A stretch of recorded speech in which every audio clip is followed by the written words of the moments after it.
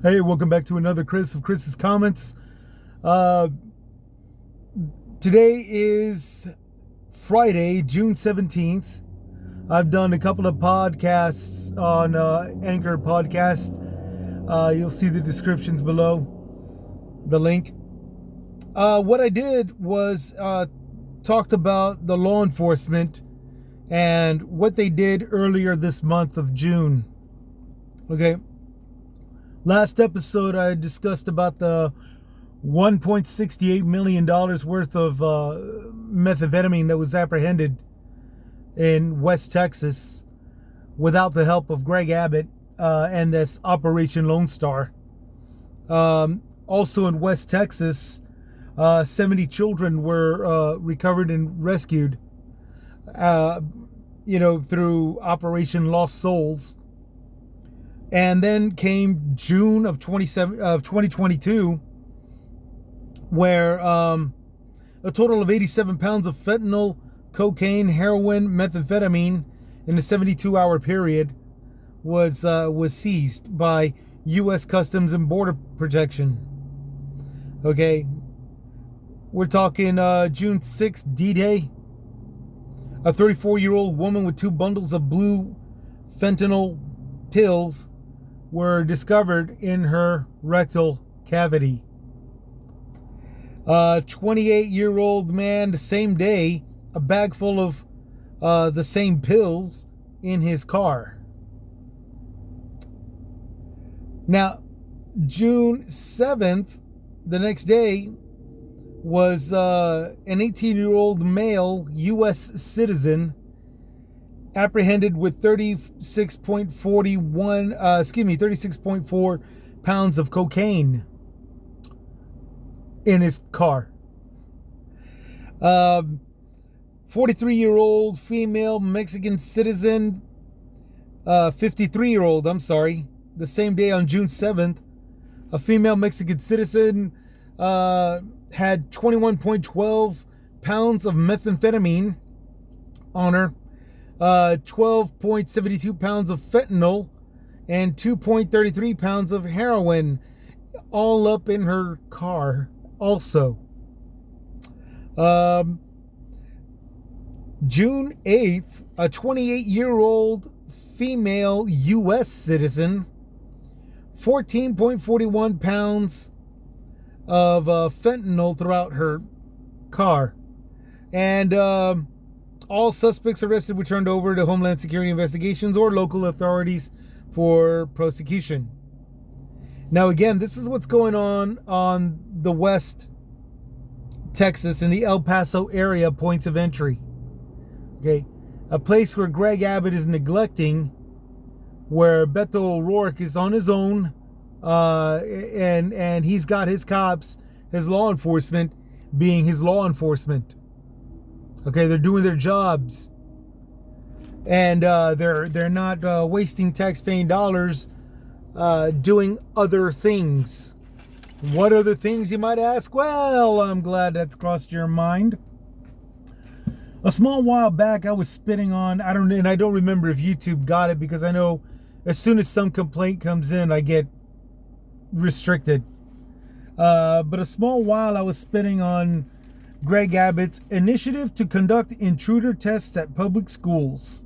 Okay, this was messed up because he had stated that he wanted a bunch of locks and stuff, and he wants procedures and everybody trained with exterior lock doors, visitor check-in procedures, locked instruction room doors, single access points. Now, the visitor check-in procedures, those have already been there.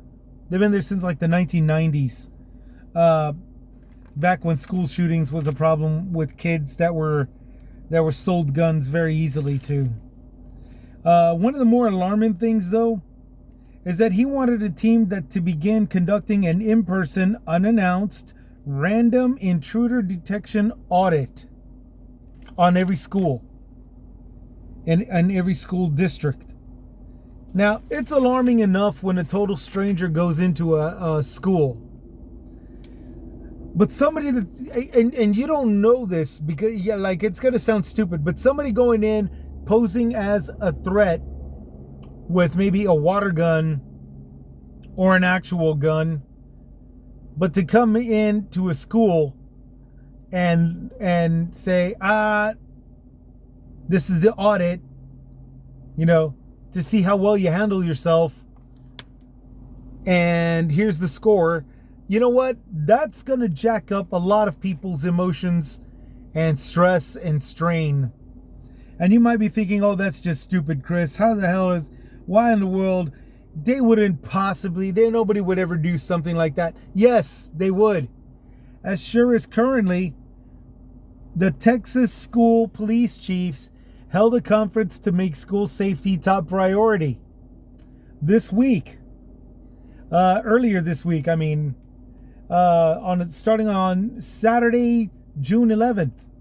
School police chiefs across the state gathered in the Alamo City here in San Antonio for an annual safety conference. The focus of Saturday's meeting, as presented by SAISD, that's the San Antonio Independent School District, was to prioritize mental health and threat assessment in schools. The goal of the conference was to improve school policing and the behavioral health of officers. Kind of big and bold, given the fact that the last one dropped the ball, don't you think? Officials attended the event say that focus is to make school premises safe and comfortable following the tragedy at Uvalde. They also talked about best practices for response to an active shooter. Okay. Focus to make school premises safe and comfortable following the tragedy of Uvalde. But they're going to practice responses to an active shooter. So there's going to be drills, and more than likely, I'm willing to bet real money. I'm willing to bet you real money that there's going to be some actor that they're going to hire to jump into a school loaded with a gun. Maybe not be real, but more than likely will. And threaten to kill everybody and all this other stuff in the name of testing that school. The annual conference is set to end Sunday. That already passed. Next year, the event will be held in Corpus Christi. Terrific. There's going to be another one. Now, this idiotic thing that Governor Greg Abbott wants for all school police chiefs to have a conference to run through threat assessment programs and policies. First off, there's already stuff like that. And I should have probably have looked it up. I should have probably already looked it up to say the announcement. I'll do that on the next one. There's already procedures and policies and stuff. In the letter to the Texas School Security Center, he actually pointed out a policy. He actually pointed out a policy concerning this stuff. And I remember reading it, and it was mostly fire drills. It was also a tornado warning drill, and a small little thing concerning a man with a gun. And for the most part, it just said to take shelter. Basically, everything that happened at Uvalde was done properly. When the kids went under the desks, when the teacher tried locking the doors, and all this good stuff, they did exactly what was already in our policies to do. The only people that dropped the ball was the cop at that area, the law enforcement in the area.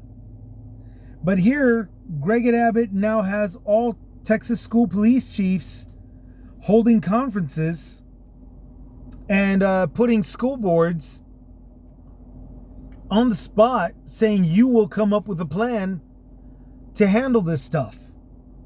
And I want it done by, I think it was September 9th. Complete these efforts by September 1st, 2022. Certify this data to the Texas School Safety Center by September 9th of 2022. Okay. And I want to remind y'all, as long as everybody is already in policy, procedure, threat assessment, practicing and reviewing, remember I'm doing this on my lunch hour. As long as everybody is remembering that, as long as everybody's participating, I'm going to remind everybody that in the letter to Kathy Martinez Prather of Texas School Safety Center, he's openly stated that he, his administration, and the Texas State Legislature will be working with the Texas School Safety Center and the Texas Education Agency to make sure the so-called security measures are taken. Okay? Which so far nothing has been brought to the table on the subject of mental health, much less threat assessment. Okay? Apparently that meeting was it, and it's been a week. We're now into next Saturday. Tomorrow is next Saturday by the time of this vlog. Right now it's Friday, June 17th. Next Saturday is coming up. One more day from now. Nothing has been brought to the table. Nothing about threat assessments. Nothing about mental health. Nothing. Okay? Nothing about procedures of handling an active shooter in responses to the active shooter. Nothing. Okay? Now here's what I'm predicting. That the only thing that's going to be declared are the standard procedures that have already been created, with the exception of the stupid, unannounced, unscheduled intruder detection audits as an add-on to seem like a new policy.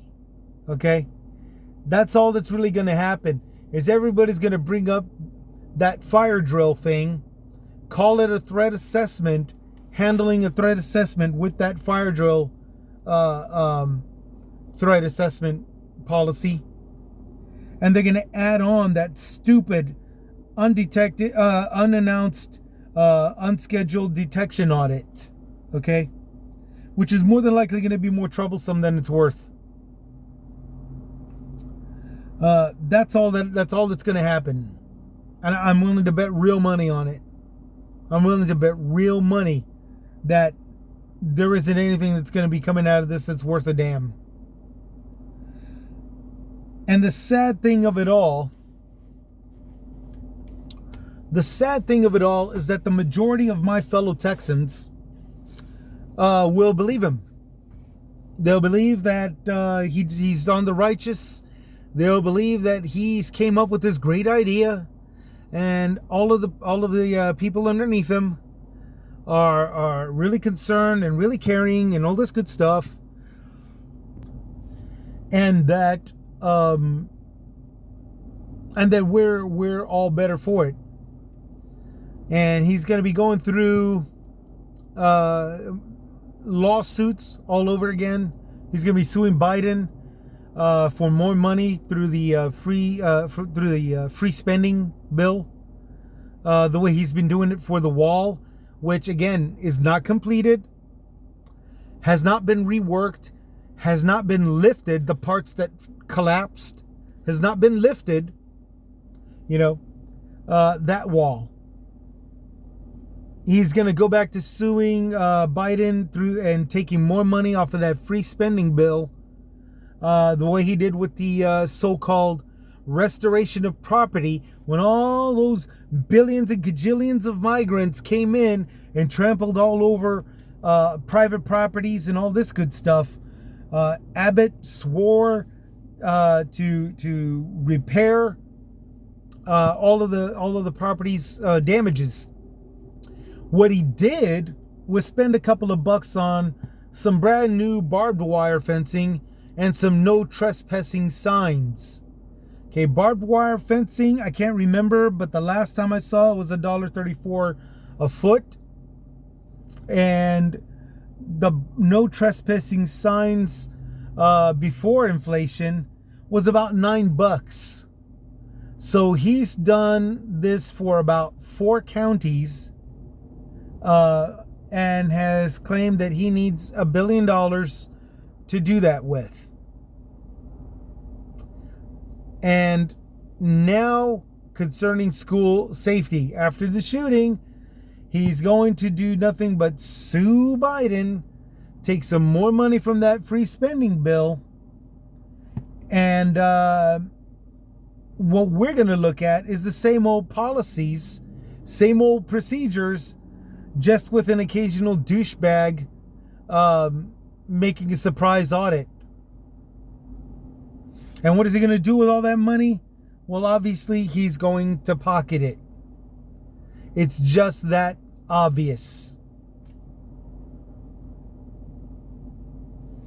Now, it's a lot to think about, especially while we're going through inflation. You know, and I hope you are thinking about it, because this kind of stuff is going on with our tax-paying dollars. You know, my governor is doing lawsuit abuse while doing absolutely nothing to stop the inflation that's going on. You know, much like the Proud Boys and the Patriot Front and all these worthless people of hate. You know, Greg Abbott isn't doing anything.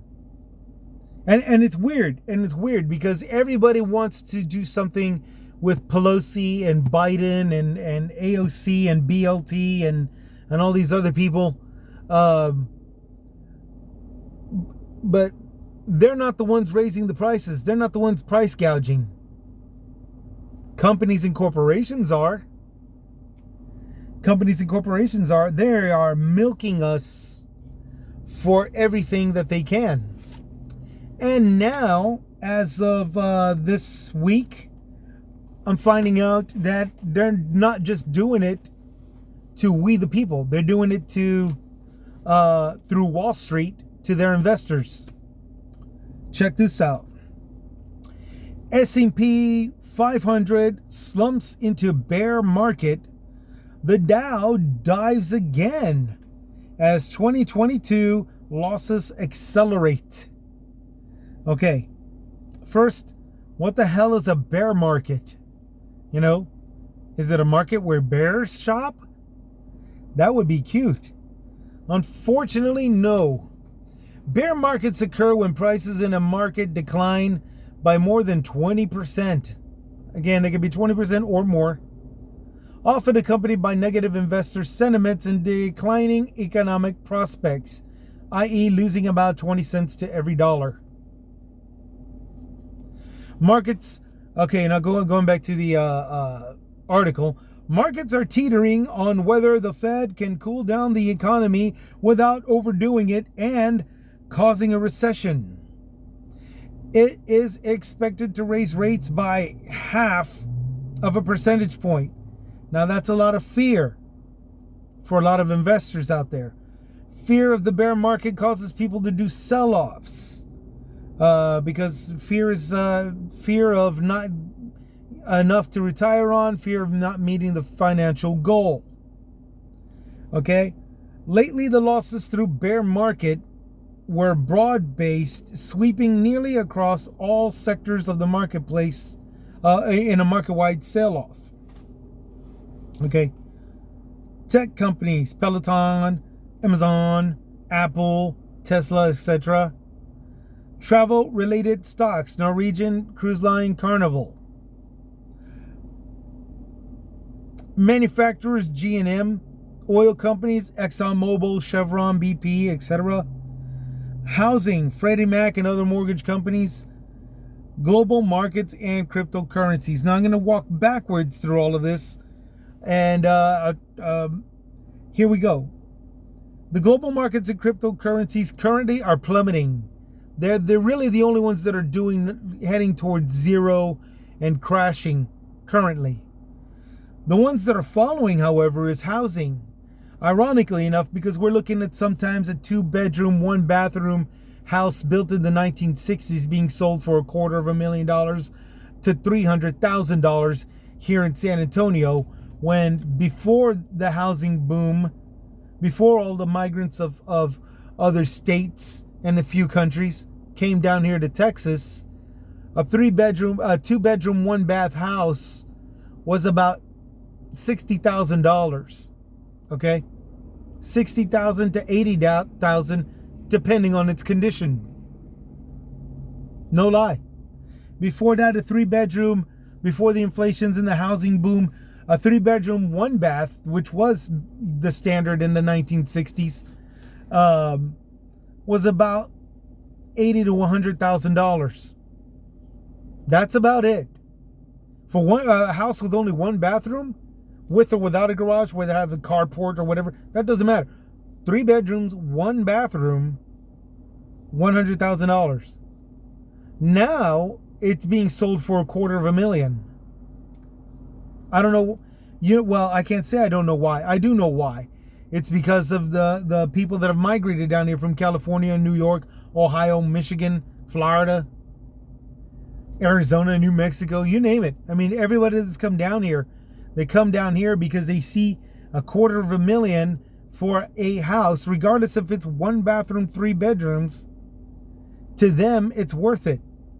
Plus, they get out of the state that they're leaving. California, Michigan, any place that just plain sucks right now.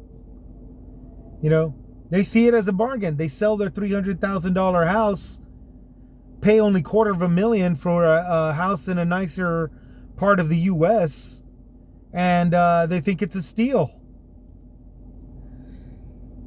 Housing, however, is collapsing. It's on its way to sharing the falling into the same pit that the global markets and the cryptocurrencies are. Oil companies like ExxonMobil and Chevron, okay, for right now they're banking big, but they're doing it by way of price gouging. Okay, they're saying like the first quarter year, $40 billion that they've made just within the first quarter year. Yeah, we've noticed. And even though it's June right now, the mid-year, the second quarter year the results hasn't come up yet. But more than likely, we're going to see double the profits throughout the course of time that we have been paying, a lot more at the gas pump. That will be the third thing to decline. But, don't say but, however, after we stop spending so much on fuel, okay, they need to suffer. They need to go through that whole bear thing where they're suffering losses of 20 cents or more to every dollar. Currently, they're not doing that. Well, check that. The CEOs and business owners are not suffering. Everybody else is. Right now, the bear market, 20 cents loss to every dollar, it's starting to show throughout the oil and fuel industry. And that's fine.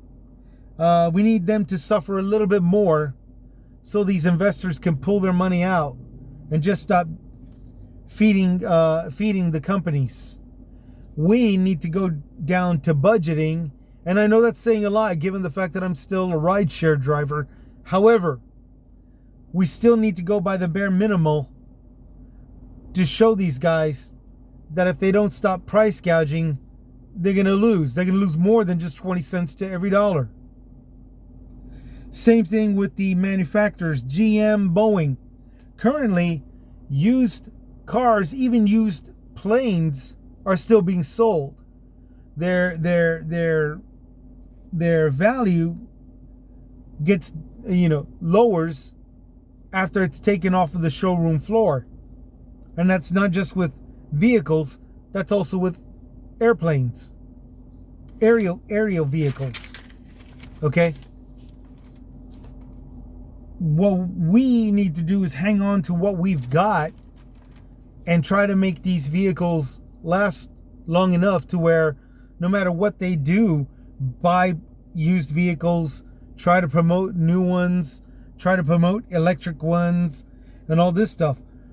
When they start losing more than 20 cents per every dollar, they will straighten out their act. They will stop hurting us with these outrageous prices and all this other crap. The cruise lines, I think, will actually decline way before the manufacturers of GM and Boeing. Because cruise lines are not up for sale. You can't buy them like merchandise the way you can a car or an airplane. Speaking of merchandise, tech companies, Peloton, Amazon, Apple, Tesla, etc., that one, that's going to be the last, because as far as anybody can really remember, merchandise always goes ups and downs. Merchandise always has its ups and downs. Merchandising is only as fallible as the next best thing in merchandising. Okay. Peloton.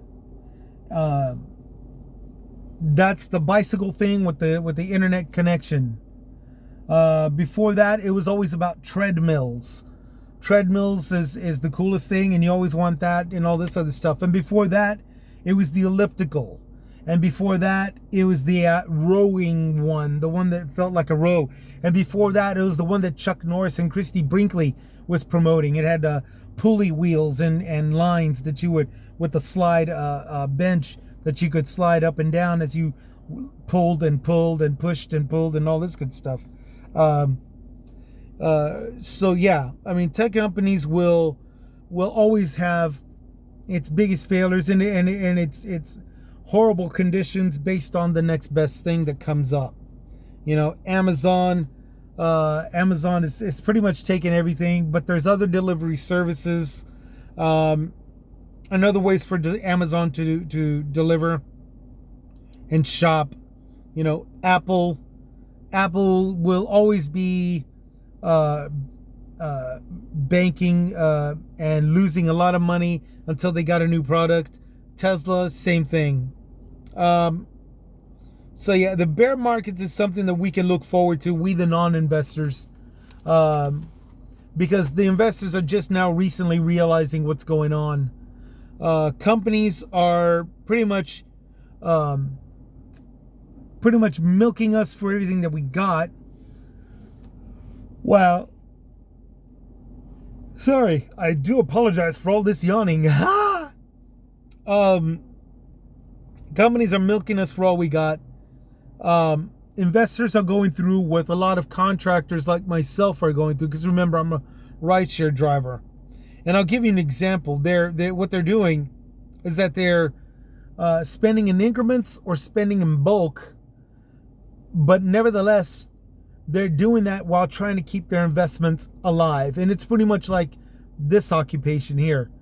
You know, I have to keep my two things, my phone and my vehicle, up and running at all times. I got to do this while trying to make a living. Currently, through these inflation times, I make about $1,000 a week.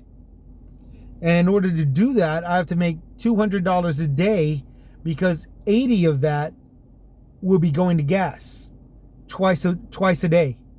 Okay? And maybe a meal. 80 of that will be going to that. So I'm left with 100 and a little bit of chump change to keep. Okay? And what is the result of that? Well, look at the $80. $80 times 7 days is $560 at the end of the week. Subtract that out of 1,000 and you've got $440 each week. And that's what I got to make stretch in forms of little increments when I'm buying something, or in bulk. Whatever it is that helps me move along to the next investment, which would be the next month's full of work. The next investment, which would also be the maintenance on my vehicle. You know, I need a new tire. I got a crack in my windshield. Brakes are on their way. They're starting to squeak. Well, at least the rear ones. So I got to balance out everything, you know, and use that $444 each week, $440 that I make every week wisely while trying to make a living, while trying to earn the cost of living. Cost of living here in San Antonio, despite the fact that I'm making $1,600 a month on average, here in San Antonio, cost of living is about $1,750 to $2,600, and that was technically before inflation. I don't know what it is now. The stats haven't come in yet. Give me some time. I got no problem relaying this message to you. But yeah, before that, gas only costed about $20 to $25 for a full tank of gas. More than enough money to upkeep the phone in the car, as well as the cost of living, you know. So, what we got?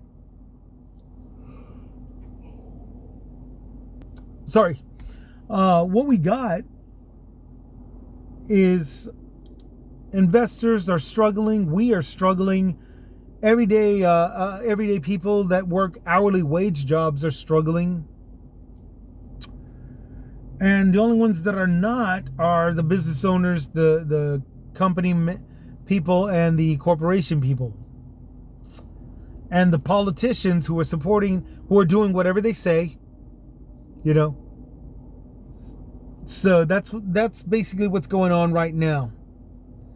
And with all of this money being lost, and then to top it all off, amongst politicians like my worthless governor that's wasting taxpaying dollars, suing the government and doing it for his own purposes, you know, he's pocketing a lot of cash. So is his administration and the Texas legislature. They're pocketing a lot of cash while getting very little done, proclaiming that they're getting stuff done, and to top it all off, everybody that follows and listens to them believes them. Everybody thinks nobody wants to work in a job, some guy, all this other stuff. But check it out. I've stated this before. A business owner, and it's mostly fast food and sometimes like a shop clothing store, a retail market. And I know this again because I get people jumping in my vehicle as a rideshare driver, quitting the very same day that they're jumping in, because they're being treated like crap.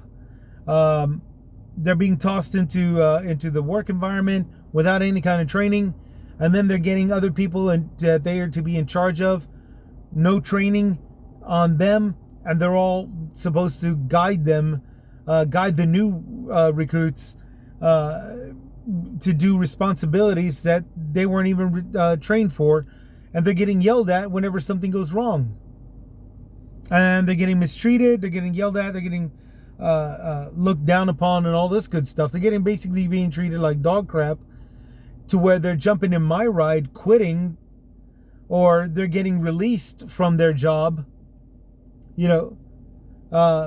through some kind of fault of them based on what they say they did wrong. And then those very same business people that just got done firing or giving so much pressure that the employee walked, that very same business owner is going straight to the media saying nobody wants to work. Okay? And there's a ton of them that are doing this. You can tell based off of the now hiring signs. Based off of the now hiring signs. Earn up to $17 signs. Those are the ones that have employees that are quitting, jumping in my ride, and sometimes just pouring their hearts out, sometimes just, proverbially crying over my shoulder, resting their head on my shoulder, talking about how horrible they're being treated.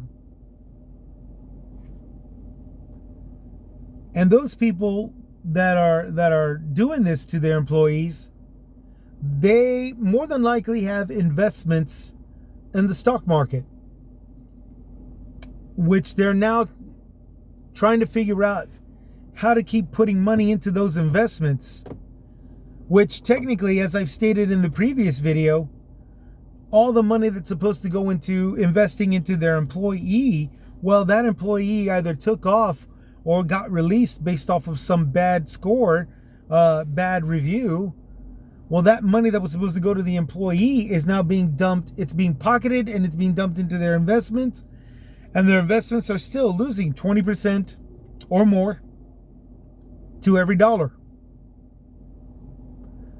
And it won't be long before we start to hear them crying about it and all this good stuff, saying that the market is falling and all this stuff. And they, for some reason, going to be looking at Biden when it's not Biden that's doing this.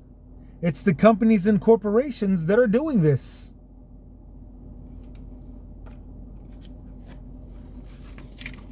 It's stupid, because a lot of these people that are in charge and that are profiting are the ones that are going, when they get questioned, they're going, hey, whoa, this is just business. And okay, they got a point, but it's not the right point. It's not an excuse to be doing this.